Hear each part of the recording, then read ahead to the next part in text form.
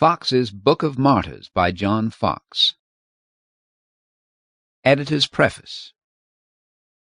Only a very few words of explanation are necessary to introduce this edition of Foxe's Book of Martyrs, a work which used to hold a place in thousands of households by the side of The Pilgrim's Progress and the Bible, and which is well fitted at the present hour to do great service for evangelical and Protestant truth.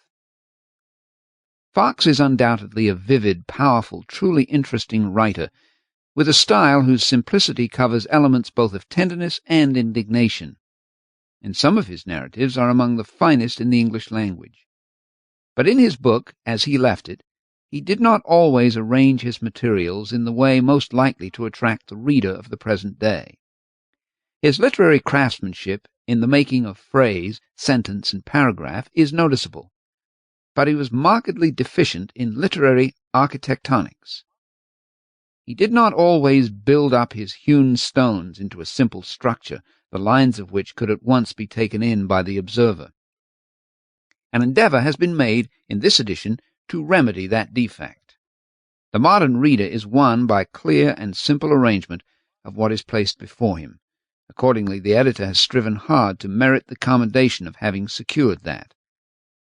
The editor believes that nothing essential has been omitted in this edition, that he has conserved everything in the Book of Martyrs that most obviously makes for edification. Foxe, when he had the material, narrated at great length the examinations of the martyrs before their judges. Inevitably the same points of controversy emerge, the same questions are asked, and the same answers given, again and again. The editor of this edition has thought it necessary to avoid these repetitions, while having an anxious care that in the cases of the more illustrious martyrs, to each of whom a chapter is devoted, the truths for which they offered up their lives are fully and explicitly stated. Further, the biographical part of Foxe's immortal work has in this edition been disentangled from the very lengthy dissertations on general religious history in which the illustrious author delighted. Foxe's plan was to tell his story under each reign.